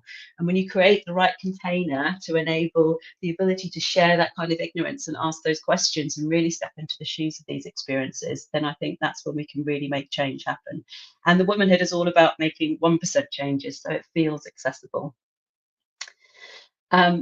My journey is that, as I say, that I have learned now that I can actually use my voice to do this, and I have been doing so for some time. I've been in the Guardian and the iPaper and all sorts talking about it, and a big part of that has been the unmasking. So I've realized a couple of years ago that I am neurodivergent, and of course there's a huge influx of women going through the same experience now, and for me this is critical to us having a much better quality of life and being able to understand ourselves. And that is what I've now been bringing into businesses for a couple of years now. I know I'm where I'm going to run out of time, so I'll flip through. But yes, I believe that there are so many unspoken challenges holding women back. And if we can only bring ourselves together, we can overcome some of those. I'm really proud that the Womanhood has got 100% excellent Net Promoter Score. So every session that I've ever delivered, people would recommend to a colleague or friend. And one that I did just last week was called Mind Blowing, which is really lovely. A big focus for me is neurodiversity at the moment, particularly autism and ADHD, and women and girls and females and non-binary and trans. So if you are interested in that, I'm actually bringing back community events. They're going to be hybrid events starting next month, open to all genders, so that everybody, including leaders and teams and managers, can better understand it in a really shame-free, judgment-free space. Yeah, if you'd like to know more, then this is me. You can scan that code and there's lots of options to connect with me. Jess, thank you so much. And it has just been wonderful to witness the journey you have been on. Like when I saw that you won at the awards, I was like, oh my God, I was so proud. Like someone I knew was winning that award. And it must have been such an overwhelming moment to win. Just tell us about that experience. Oh, yeah, I actually did a post on this the other day because I think one of the most amazing things is the process that you go through, because it's not just the quantity of votes you get, it's the quality. So you have to ask people, if you can take a minute just and send something nice about me. And reading those, it was like an obituary. And Paul, who created Inclusive Companies, that's what he wanted for people, was that if you're doing great work, I should nominate you, Hannah, in the world, for you actually get to hear the impact that you've had on people's lives. And that was really extraordinary. Nominations are opening, I should say. I'm doing a webinar next week about it, I think. So I have been nominated a few times and I've not got to the finals yet. So clearly you're doing something different and special. And I think you're so willing to be so vulnerable and authentic about your own experience. And I wanted to ask a little bit more about you going through your own diagnosis, because I know when we talked last, you were advocating for your children and their needs. And it's not often the parent is driving the EHCP process. It's normally the school. So that was a learning journey for you. But is that how you then discovered perhaps your own shift in identity at the same time? Yes, totally. Yeah. Suddenly you just some of these things start to ring true for you, and it makes you look at yourself. It's a big journey, and I do actually do kind of trigger warnings when I talk about it, because you do tip into that grief cycle when you get late identified later on in life. But I think it is the most wonderful, extraordinary journey of self-discovery, and I highly recommend it for everyone. And you're right, like there's the whole hashtag Autie at 40, isn't it? Autie at 40. Oh, about I can see that. That's amazing. Look at it on socials. So many women hit their 40s and realise, and the menopause almost takes that mask down about our own identities. And also, there's loads of data around the menopause and divorce. So the fact that menopause and divorce, menopause and divorce, like how has, like, where are you now with that kind of process? Because that's massive as well, isn't it? And that's also a grief cycle. Yes, it is. The talk that I do on menopause is reframing it as a gift, because estrogen is our caregiving hormone. So you look at it across the span of a woman's life, it's actually highest in your fertile period, if you are able to have children, and then it fluctuates and declines in perimenopause. So it gives you, excuse my language, an amazing FU energy about you to go, I'm actually going to put my own needs first. And that's partly why these divorces and all sorts of things will come about. Quit your job, change your life, and it's great. I say harness it. I love that. And I'm just going to wrap up by repeating what you said in the opening, that, like, for you, International Women's Day is 365. I feel like that, Jess. Like, when I started Women Ed, it was my hobby, it was my evenings, it was my weekends. I feel really privileged to do my work full time and to live and breathe what I really believe in. Yeah, it just really resonates with me when you said that. Do you get the question, what about International Men's Day as well, or not? Yes, and I think it's important. We need to have all the days, but let's just mainstream and normalize the chat, and let's let everybody involved in gender equity, because it won't work if just a few of us are doing it. Completely agree. Well, thank you for squidging us into your schedule. I know you're juggling motherhood and domestic bliss this weekend as well. So thank you so much. It's great to see you, hear about the work you're doing. And I will make sure I share everything with the listeners. But go and crack on with your sunny Saturday. And I look forward to seeing you soon. Thank you. Take care now. Cheers, Jess. Bye. Next up is the lovely Yamina. Do you want to bring Yamina onto the stage for me, please, Richard? Hi. Morning, Yamina. Happy International Women's Day. Good morning. Happy International Women's Day. And Yamina's juggling not one but two events. So she's doing two virtual events today, both representing Women Ed. Yamina, it's fab to have you here. Yamina's one of our diverse ed associates, but I've known Yam for 10 years now, since we started Women Ed. So it's great just to be an audience listening to someone updating the Women Ed journey. So I'm going to disappear, Yamina, and over to you. Thank you so much. Can I say Women Ed wouldn't exist without you and all the other co-founders. So thank you, Hannah. So I am here representing Women Ed. We're talking about the power of networks for existing and aspiring leaders. It's already been a really inspiring morning while I've been cleaning, getting ready for my iftar at 5 o'clock in the evening. So thank you to all the speakers so far. What is Women Ed? What's our mission? Our mission is for more women in education to have the choice to progress on their leadership journey. And for me, that word is really important, the choice. And choice is really important for Women Ed. What are our campaigns? This is developed, and Hannah will know this, but this is developed over the last 10 years, a decade of Women Ed. The first one is to increase representation of women in leadership roles. The second is to increase in diversity of women in leadership roles, so specifically thinking about the intersectional identities, reduce that gender pay gap, and then advocate for flexible working practices, which we've heard a lot about already from our wonderful colleagues as well. So what is the initial challenge? And this data is from the 2020 kind of reporting that was published in 2022. And this is slightly updated, but in this context, in primary schools in 2020, female teachers made up 85% of the workforce. I think this has just decreased by about 70, it's now 77. And that's compared with 74% of head teachers. In secondary schools in 2020, female head teachers made up 63% of the workforce. That was compared with 40% of head teachers. And then if we update that slightly, in 2019, female teachers were 14% less likely to be promoted to senior leadership kind of levels, and 20% less likely to be promoted to headship than male teachers. And that context is really important in terms of the work that Women Ed do, particularly when we go back to our kind of initial mission, which is to increase the number of women and to support their choices to be in leadership if they choose to do so.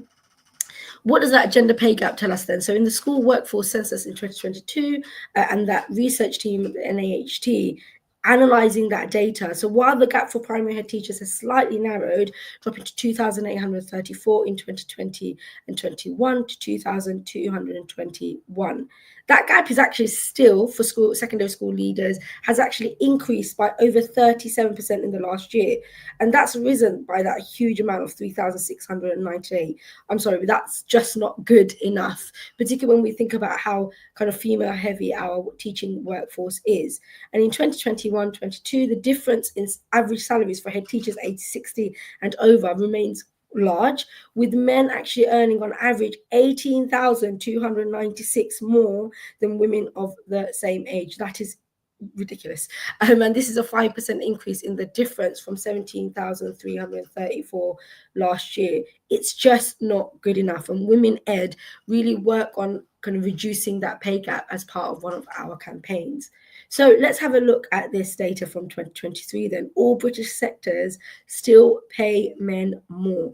And look at education, we're really at the top there when it comes to paying men more, 20.4%, which is again quite extraordinary when you think about how female heavy the workforce is. And that this would relate a lot to kind of that motherhood tax that was spoken about earlier by Emma and the colleagues from the flexible working team as well.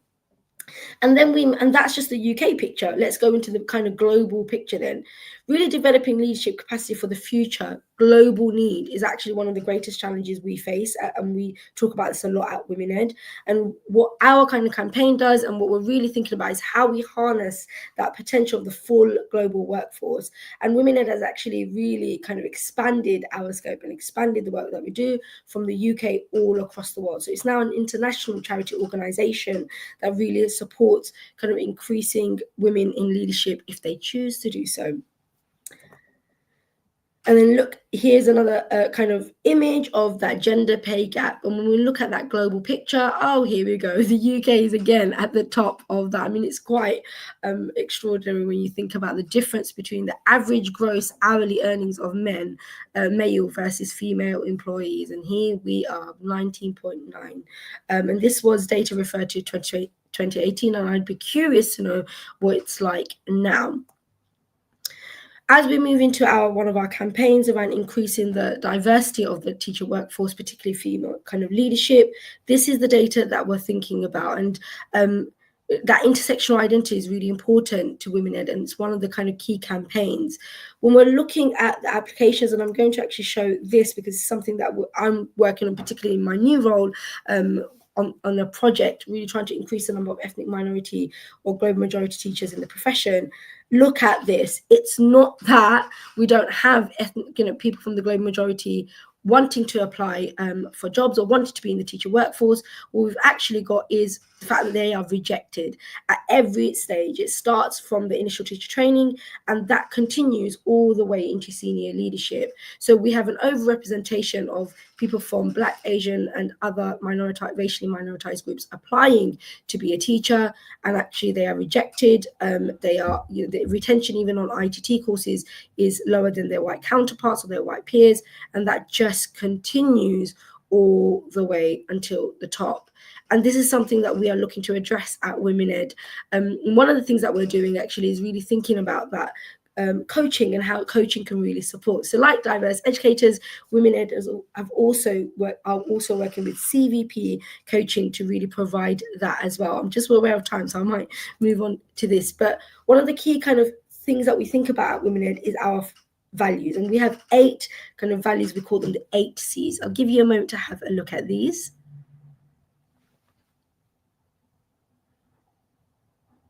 I always call Hannah Wilson, but Hannah talks about kind of connection being a key part. And for me, this is one of the kind of values that really stands out to me, because for me, Women Ed has provided me with those connections. And I actually discovered Women Ed through Hannah, through Twitter and through Hannah. And by following Hannah, I was able to engage in that work. And I'm now a Women Ed network leader in London.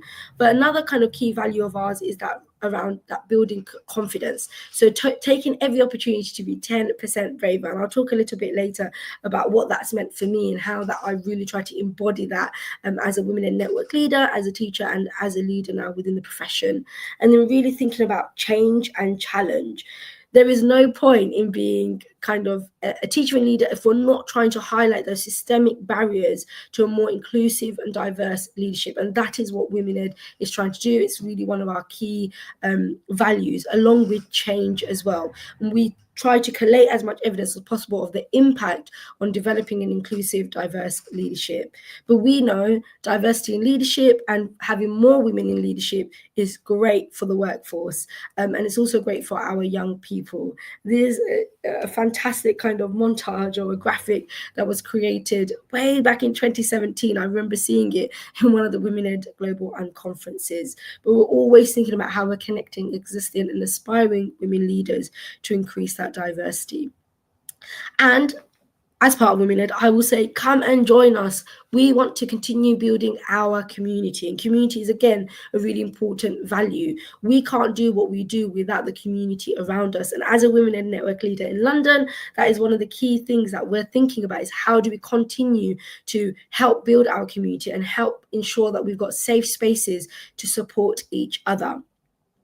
So we're thinking about how we grow that network. And I want to ask you these questions for ourselves as well. We're always thinking about how do we ensure that the spaces and the communities that we're creating is inclusive, it's diverse, and it's collaborative in terms of the community. And at Women Ed, we ensure that we have global conferences or unconferences and events that ensure that there's diverse representation at all levels. I also want us to think about how we share that leadership experience and what does sharing leadership experience actually look like within our community, and then really thinking about what the potential barriers and solutions are to develop a meaningful community. And these are the questions we ask ourselves at Women Ed, but I'm also asking you here today.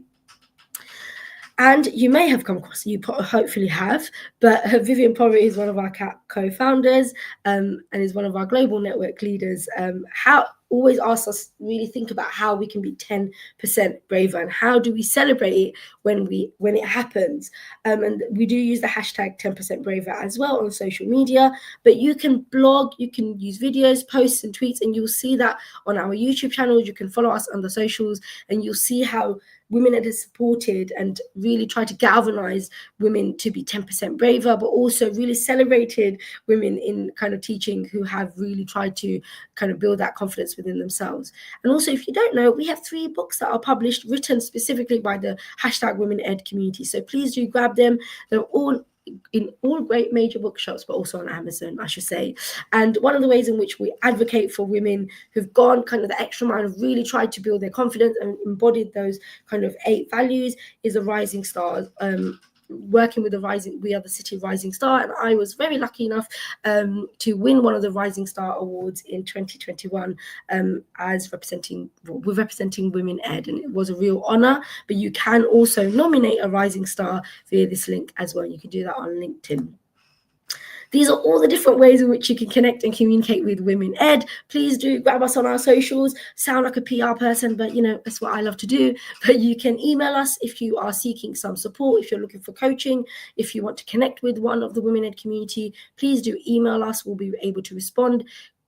Really do kind of look at that website. There's lots and lots of information there as well.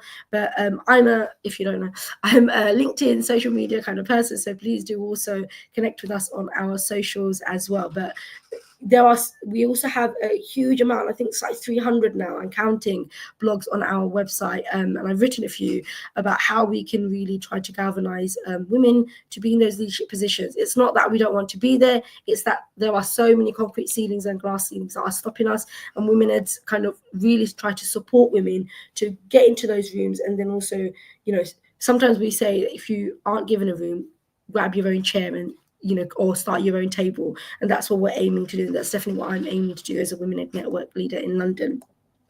I'm just aware of the time, so we're thinking about our impact. In terms of Women Ed, I'll give you a moment to have a read of these. Women Ed provide that moral support, as Elizabeth says in her quote. actually, through that support from Women Ed, during her full day interview, she was able to ask for breast milk pumping facilities and was surprised by how supportive the head was.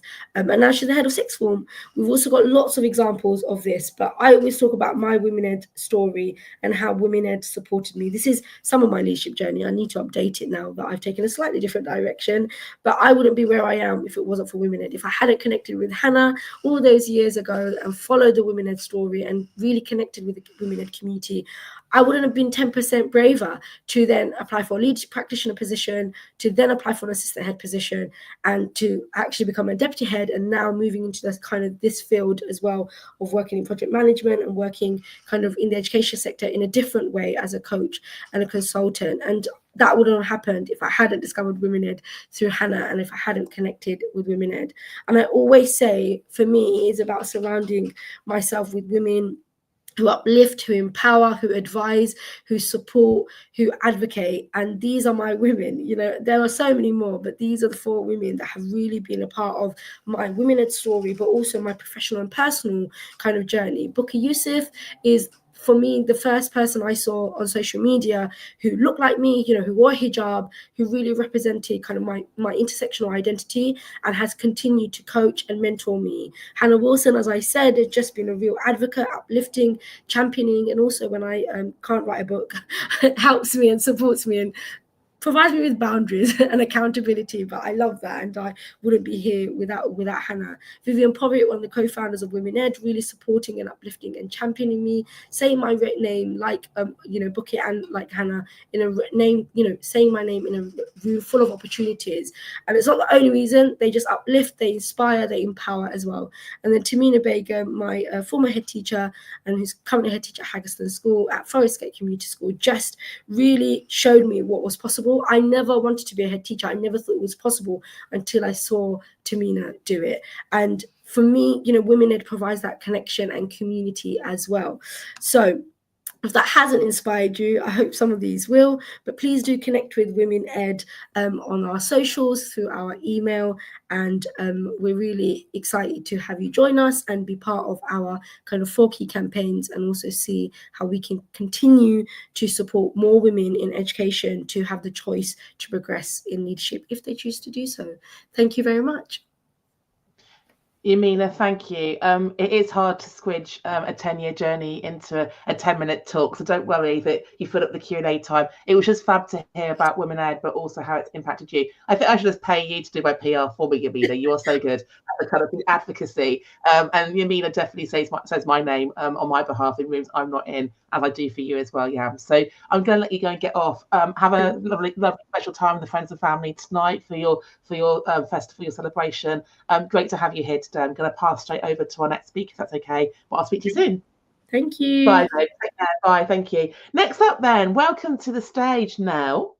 Hello. Nell's down the road. Hi, nice to see you. Nell's down the road from me. I'm in Bath. Nell's in Bristol. We've got the sun shining today now, haven't we? It is, yeah. And actually, I'm really glad. My camera was looking a bit funny there, but I think it's sorted itself out. It's all good. I think it's settled. Fantastic. It's good news.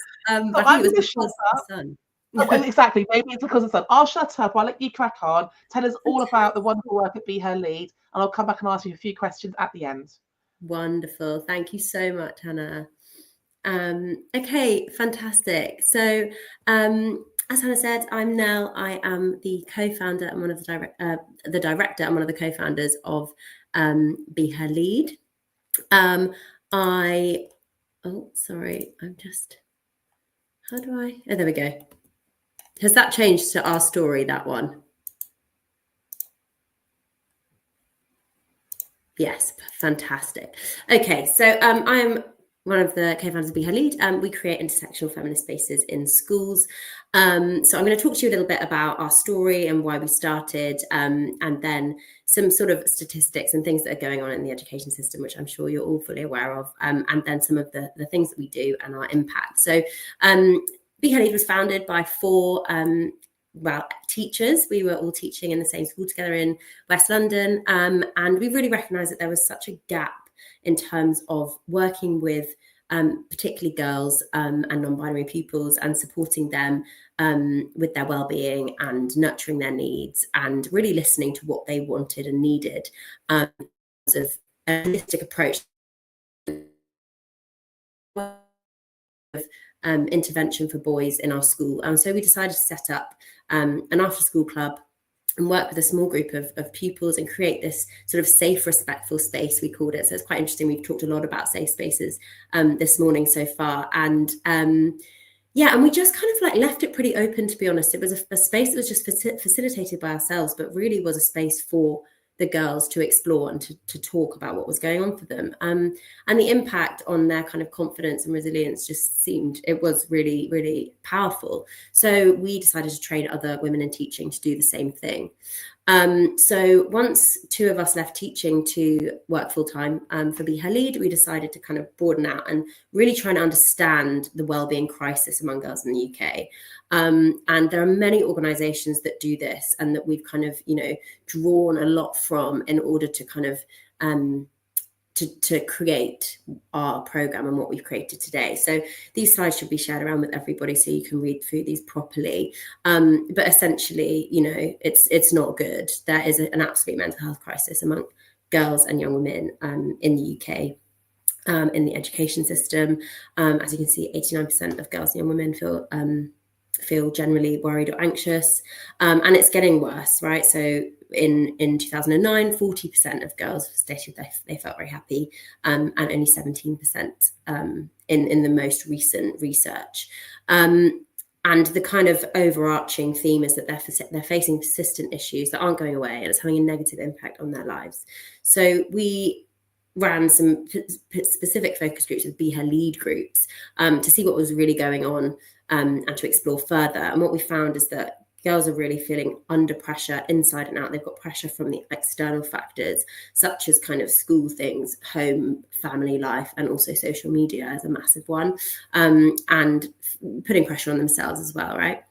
They want a really stable and happy future, but they're really unsure how to get there. So our kind of takeaways and observations and how, drawing from our experience as teachers, we just recognise that there is a critical lack of time, space and opportunities in schools for teachers to connect holistically with pupils and support their emotional needs. We really found this as teachers as well. Which therefore means that needs are not being met, but there is such a lack of space for this to happen, and to kind of support pupils to help them shape their futures and to really talk about this.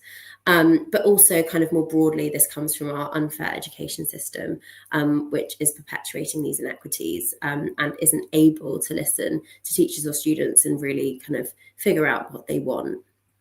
There's so much pressure, from above, and thinking about trying to get good grades out of these children. So our mission then is to create intersectional feminist spaces in schools, really safe, respectful spaces that are facilitated by teachers, but really are owned by the pupils that are in those spaces, because there is a critical lack of space for girls and non-binary pupils to really connect and to discuss the challenges that they're facing.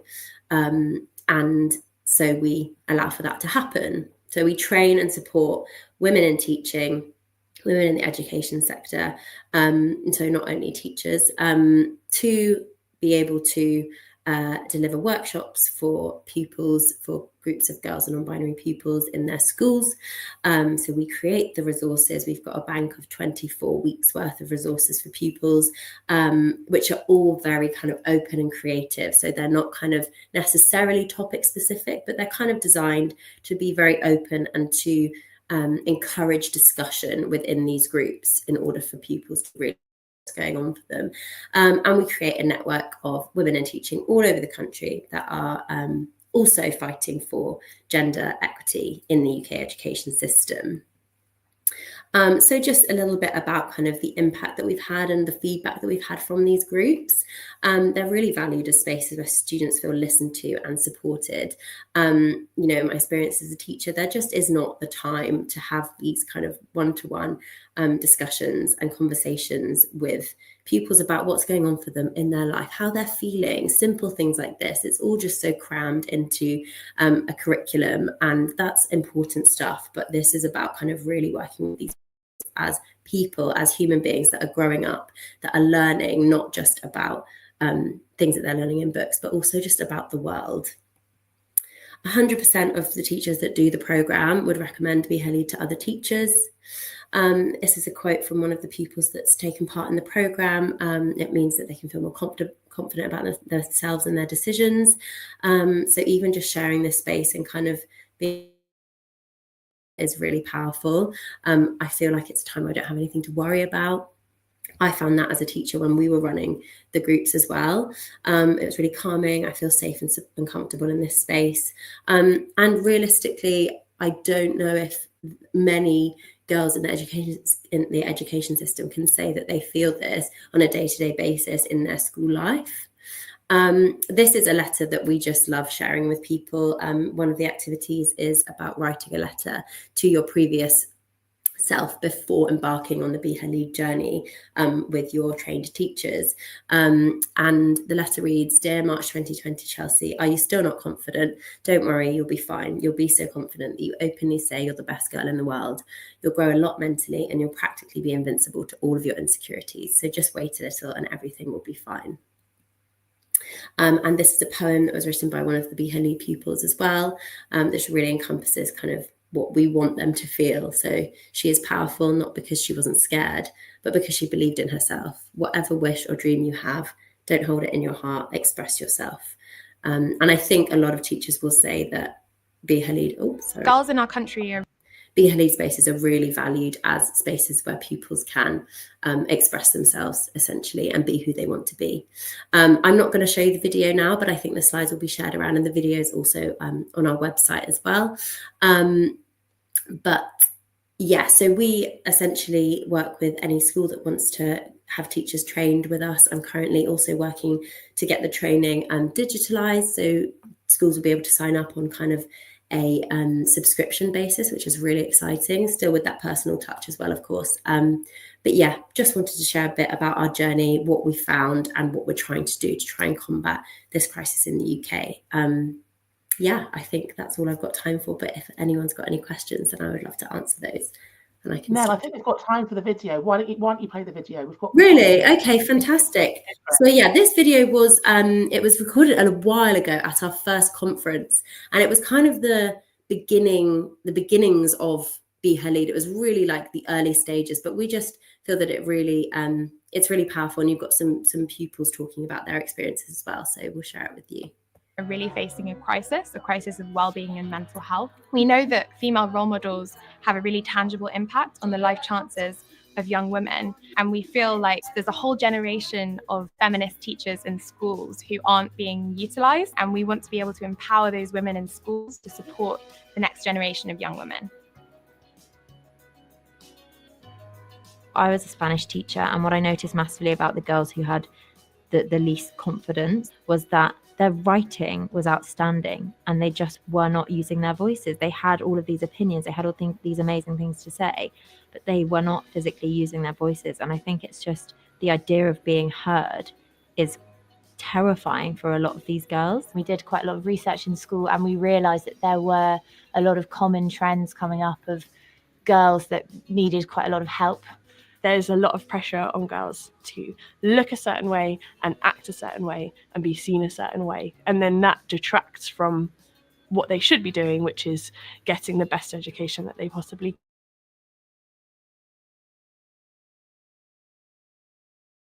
Address them, and then we train them to do that. Those teachers are already there in the schools. They know what's going to impact the girls. I would recommend the programme to other teachers in schools. It's not labour intensive. The resources that Be Her Lead provides are really extensive. The most stressful thing for me was remembering to go to Tesco's to buy the snacks. Soon it just became the best time of our week because the girls would just take on the subjects and they would start to support each other. And it just, I think it really showed us the benefits of having a healthy community and a support network. It's something that required a bit of bravery in the beginning, but I would recommend it for anyone, no matter at what stage in your teaching career you're at, to definitely take it on board and go for it. And just realise that you can have an impact in more ways that extend beyond the curriculum, not just in what you're teaching.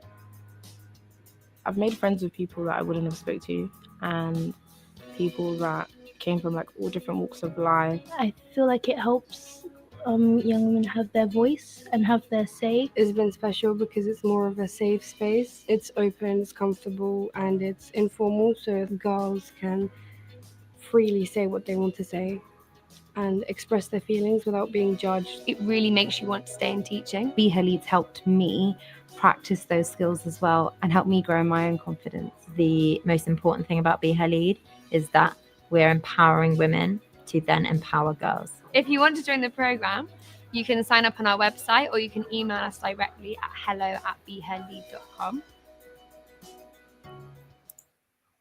I'm so glad we could fit that in now, because I think it really showcases the work you do and the journey that you've been on, but it's that passing the baton forward. And when we were back in contact last week and I was thinking about the event, I think it's so important that we are not only supporting this generation of adults, but thinking about that legacy piece for the next generation. I've been in lots of talks recently about how different the different generations are, and thinking about intergenerational needs.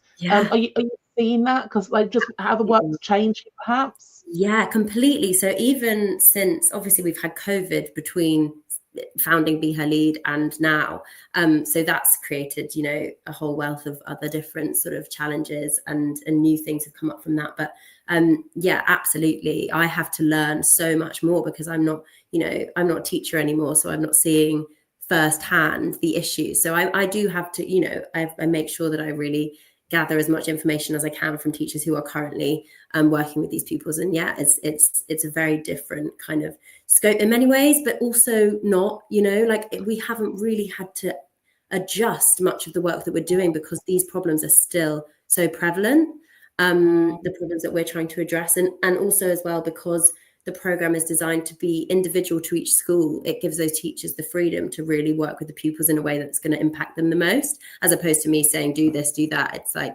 here's power, here's resources, here's space, do what you need to do. And obviously we need the leaders in schools to be able to give the teachers that space as well for them to thrive and to impact the pupils. But yeah, it's changing. It's definitely changing. I love that. So I think going back to the UN's theme for all women and girls, rights, equality, empowerment, you're embodying that in abundance with the work you're doing. The theme really resonates with our work this year. I feel it a lot. And particularly often it's adult, isn't it? It's quite often an adult theme rather than all women and girls kind of theme. Yeah, absolutely. Yeah, I really fab to have you here. Thank you so much for joining us. Thanks for the work you and the team are doing. I'll make sure I do the slide posting out, and if you watch the video now, it'll be there in the slides as well. So go and enjoy a sunny Saturday in Bristol, and I'll be in touch soon. But great to see you now. Thanks. Happy International Women's Day, everybody. Thank you. And you know, thank you. Yes, so I'm going to change up the schedule because our speaker Thea from the Philippines has managed to join us a little bit early. So can we welcome Thea? Well, good evening, Thea. It's not good morning. Happy International Day's evening. Thank you. Yeah, happy International Women's Day or evening to you. Yeah, thank you for accommodating. I was going to say my schedule, but my children's schedule. They're happily in bed. So thank you very much for that. Oh, good. You've clearly had a very busy day and they're knackered and you've got them to bed early. So I'm sure everyone's going to be grateful for making the event a little bit shorter. And for the people who were looking forward to the Markle bit, I'll do that as a separate event. So I'm going to shush and let you crack on and tell us all about WISE and the mentoring hub. Thea, over to you. Thanks so much. Yeah, so I've got sort of 10 minutes and really I wanted to speak about the power of mentorship and the journey that I, as a co-founder of WISE and the co-director of the Mentorship Hub, have been on with this. And hopefully some of that will resonate with the audience today. So if you could click onto the next slide for me. I was made aware of this quote actually just within the last week from a DIJ consultant that we've been working with at my school at British School Manila in the Philippines. And it just really hit me when I read it. It says, "Our job is too difficult and too beautiful to be done alone," by a kind of early educator, early education specialist.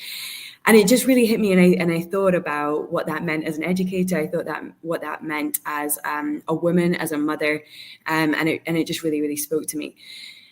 And it hit me, I think, most deeply because quite often in my own journey as a female leader in international schools in particular, maybe less so in the UK, but certainly internationally, I did feel quite alone in that journey. I am still the only woman on senior leadership team in the senior school at my school. And I was wondering why I felt so alone in my job, and I'm not imagining it. I know we've heard, as I've been dipping in and out this afternoon, this evening, I've heard so many statistics that would make anybody angry about that. But just to kind of recap on that, women are significantly underrepresented in leadership educational positions worldwide, and we've heard that I think a few times today. 75% of general educators in schools worldwide who identify as women are teachers, right? 75% of teachers identify as women. And when you look at the research from Finding Your Path as a Woman in School Leadership, which came out in 2023, still between 28 and 30% of heads of international schools are women. I think it's interesting that we don't have a firm statistic on that. I think there is a massive lack of data in this area, and colleagues through WISE that I've met have shared that as well, that it's actually a really understudied area, and I think we can understand why. If you could click through that for me. The other reason that we might feel alone in leadership as women, particularly in international schools, is that women are less likely to be promoted than men. I know that Yamina was talking about that earlier. But in US schools, 57% of women say that they've been overlooked or passed up for advanced opportunities, leadership opportunities that were given to male colleagues. And 53% of superintendents, so heads of schools in the US, say that they've had conversations or negotiations about their salary where they felt that their gender influenced the outcome, which we can presume from that statistic was maybe on the lower side than the male counterparts. I believe strongly that this is in part due to networking still being fairly traditional in nature. And I know Hannah is an absolute expert at talking about networking and opening up our eyes to different possibilities and ways of networking, which is really, really important. But if we dig down into that a little bit more, there's still a great deal of homophily in networking. Men display more there's a bias there, right? That means that they're more likely to network with other men and more likely to form connections with other men through activities that are male dominated, such as sports, for example. And they also feel more comfortable in those areas, and women may experience ambivalence, particularly particularly in those kind of networking settings, which could limit the effectiveness of the networking. So it's not even just that they're not in there, but when they are, it's less effective. And that research comes from a journal all about networking, not necessarily in education, but in other sectors as well. And then, of course, women, when we do enter those situations where we can network, where maybe we do think it's going effectively, actually, even if we're presenting well, we're faced with those biases. And I think that particularly is demonstrated in senior leadership positions. There was a study done that was discussed in the Financial Times, really kind of depressing. And so actually, this is what led me into this work. I had in sort of August-September time of 2022, a number of women in my school who said that they just didn't have any women in leadership positions to help them and to guide them, any perspectives that were maybe outside of the kind of male-dominated norm. And they were asking me to be a mentor, really, not to take over their line management in their line management capacity, of course, but just to offer an alternative perspective. And at first I started having those conversations with them. And then I realized that actually, if these women are coming to me and asking for support, I need to do more than just meet them once every few weeks for coffee. I needed to build a structure and a system that could support them. And that's how WISE came to be. I reached out to our head of primary at BSM. She was relatively new at the time, Katie Tomlinson, who's one of my absolute heroes and a personal mentor of mine now, and said, hey, do you have any contacts? What can we do about this? And she said, yeah, I know a few people, and started to send emails. And from that, we sort of set up some informal networking and mentoring opportunities. But what was really interesting was that every time she spoke to a head of school or a deputy head of school and asked if there was anyone that could support our staff, they were also asking for kind of reciprocity. They were asking for somebody that could mentor someone in their team. And so again, it kind of confirmed to us that we could and should be doing more to support these women in leadership positions or those aspiring to do so. And so we sent out a Google form. It was pretty simple at first. And within a few weeks, really, we'd already set up 60 matches. The next term, we sent out another form and we set up another 60 matches. So we had quite a few women in our network already, although it was still fairly kind of informal at that point. We are now at the point where we have over 450 women involved in WISE. And if you could click through to the next slide for me, you can see that this goes way beyond our kind of local network where we started in the Philippines and Malaysia, but it reaches, you know, across the whole globe, really. And I think that really paints a picture for us of how necessary something like this is, a networking opportunity for women in leadership and education, and that people from across the world in different time zones are reaching out to us in the Philippines for support. You know, people are getting up at 6 in the morning, 5:30 in the morning to have their mentorship sessions, because they find it so valuable and because there's such a gap in other areas of the world, which I just think is depressing, but also quite inspiring, really, that people will put themselves out there and connect in order to sort of support each other, support themselves as well, and invest in themselves. As we were setting up these networking or mentoring relationships, it wasn't solving the problem, we realized, and people within the network were asking for more. They were asking for online sessions, which we started to do, and really we were focusing on mentorship at first, but people were asking for more. Can you help with interview skills? Can you help with CVs and applications? Can you help with courageous conversations? And so instead of running kind of ad hoc sessions, we decided to take the brave step into advertising a conference. And if you click onto the next slide, you will see that these are all the women that gathered together in Manila in the Philippines last February, so February 2024. And it was our inaugural event. And really, we had decided in the organization that it would never happen again, and that we were far too stretched. You know, we're full-time mothers and wives and full-time school leaders as well. And so we felt like this was maybe just too much. But what was really interesting was that even before the conference had ended, we had multiple women from across different schools requesting to host the next WISE. And so we stopped and thought about it and decided that we couldn't stop there, that if this is what people were wanting and in fact needing, then we needed to support that growth. And if you click onto the following slide, you'll be able to see that this is a group, a slightly larger group that gathered just a few weeks ago in Seoul at Dulwich Seoul. And it was an absolutely incredible conference. Hannah was one of our keynote speakers, and we were so grateful for her knowledge. Despite the fact she was ill, she presented one of the most flawless and smooth presentations I think I've ever seen. So thank you to you, Hannah, for that. And as well as the conference, as I mentioned, you know, the need is really there. People were asking for support and guidance. We know that just a one-off event is not going to change anything. And so along with the conference organization, we have other aspects of WISE which have really kind of been formalized in the last few months.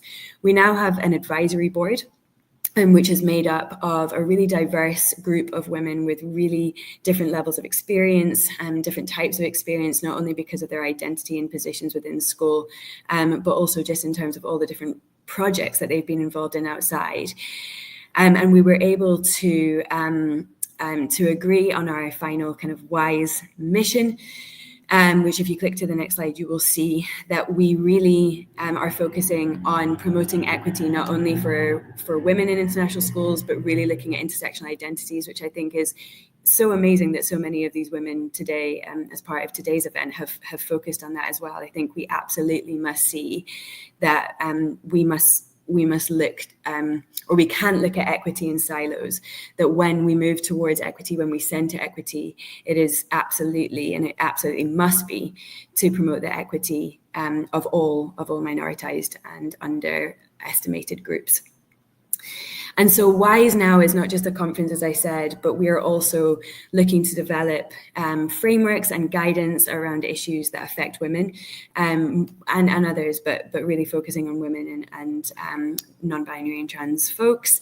We're looking to, there's a group focusing, for example, on the menopause at the moment and making sure that we've got a kind of adaptable menopause policy, which particularly international schools can put into place, because there tends to be very little understanding or systematic response to that in international schools. And we're looking for other working parties to begin. So, for example, the next one, we're going to be thinking about how to remove barriers for girls and women engaging in sport and exercise, which is really exciting. We're also looking really to make sure that we have a lot of student-facing events and student-facing projects. I think Be Her Lead sounds absolutely incredible, and maybe following on in their footsteps, really, in setting up listening parties and safe spaces for girls to work together to promote or to work on their own mental health and well-being. And there's lots of other things that are going on within WISE that are just so exciting. So if you are interested in getting involved, please visit our website and sign up to become a member. You'll be able to engage with our online sessions, come to the conference and get a special rate, and see all of the wonderful work that all the volunteers, I should say that these are all volunteers in the advisory board, but also the women that are leading the working parties. So just inspiring to be surrounded by these incredible people. What was really clear to us, however, was that mentorship within WISE was simply unsustainable. We were spending hours literally every day responding to emails and prompting mentors and mentees to connect with one another, guiding people, responding to needs. And so we made quite a bold and quite a scary step, really, to separate mentorship from WISE. And we took it as a private venture. And really that is to support paying somebody for the administrative, I'm so sorry if you can hear my son in the background, administrative role in order to make sure that it is sustainable and can grow in the way that we had hoped it would. Excuse me for 1 second. Sorry about that. And so the Mentorship Hub was born from that decision. If you could click onto the next slide for me, please. Our aim is really to create connections between women educators to support, motivate, and achieve extraordinary success. And we really see that as individual success as well as for your kind of institution. And of course, moving forward for students and also just greater societal success as well. We really think that gender equity is not only in service of women and girls, but actually everybody. I think we can all agree that nobody benefits from the very kind of strict understanding of gender binary these days, and you just have to look at the rate of mental health illness amongst men to understand that. And so we're doing what we can. We're accelerating action, to use today's theme, to really benefit all of society in the small way that we can. We're really focused on mentorship, and while I really value coaching, I feel like mentorship has its own role to play. And so I wanted to just talk about the benefits, the many benefits of mentorship that I have personally experienced and that we've also had feedback from previous WISE mentors and mentees about. So if you could click to the next slide, please. I think it's really important to look to corporations really and see where they're spending their money, because if they're spending their money there and they're seeing success there, that means something, right? And I think what's really interesting is that more and more, particularly in the global north, we're seeing big corporations adopting mentorship programs, either within their own companies or beyond. And so if you click through for me, please. In the United States, 97.5% of Fortune 500 companies have implemented mentoring programs. And I think that really underscores the value placed on mentorship for leadership development and productivity enhancement. Studies indicate that 65% of leaders who receive mentoring experienced a direct increase in revenues, and 64% reported higher profits. Additionally, 63% expanded their workforce, highlighting mentorship's role in business growth. Now, obviously, schools don't work in that same sort of way, but as I say, if businesses are spending their money on something, it means that it works. I mean, not always, but I think we can see that with mentorship, there is real value added.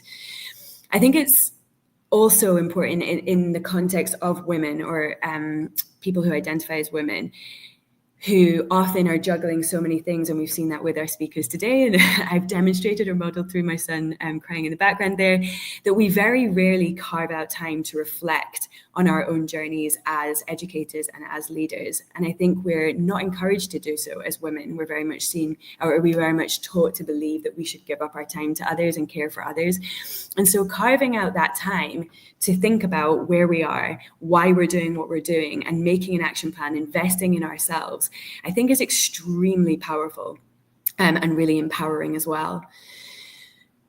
I mentioned before that WISE was born out of women saying that while they respected their line managers, they needed a different perspective, and they didn't always feel like sharing their challenges, and particularly when it related to their personal circumstances, was particularly safe with the men that were leading them. And I really don't think that's a reflection on the very brilliant men that I work with in general, but rather wider societal expectations of men and how they respond to emotional or challenging situations, particularly with female colleagues.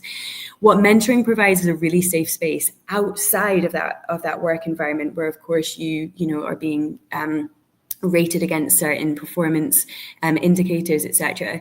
It's a really safe space to share those challenges with somebody who maybe has been there before and shared some of those experiences, or at least like a shared understanding.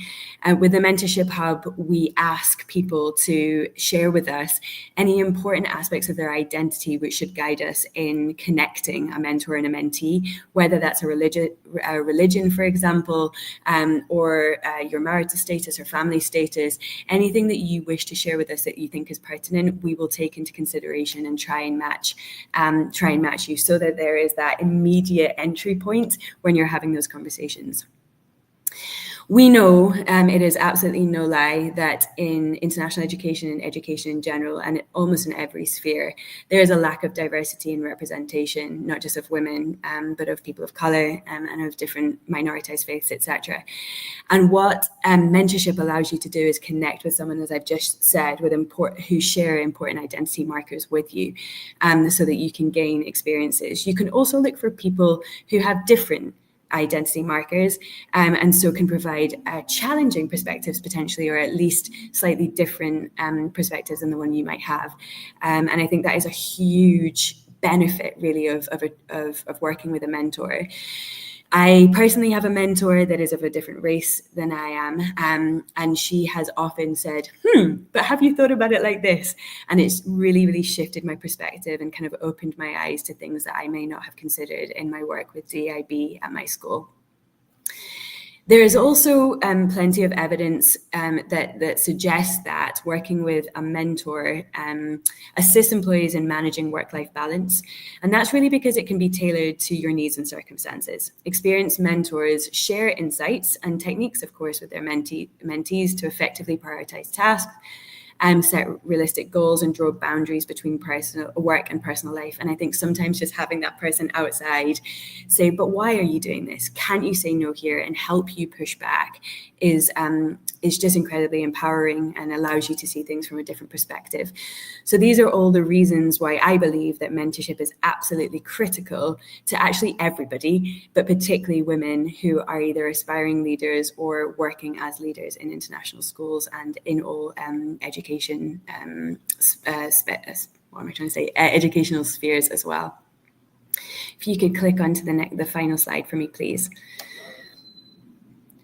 So as I've already mentioned, if we are to transform society and to transform our schools, we must, of course, start with ourselves. If any of my work in DIB has taught me, anything, it's exactly that we absolutely need to start with ourselves and consider our own privilege, our positionality, our biases that we've learned along the way.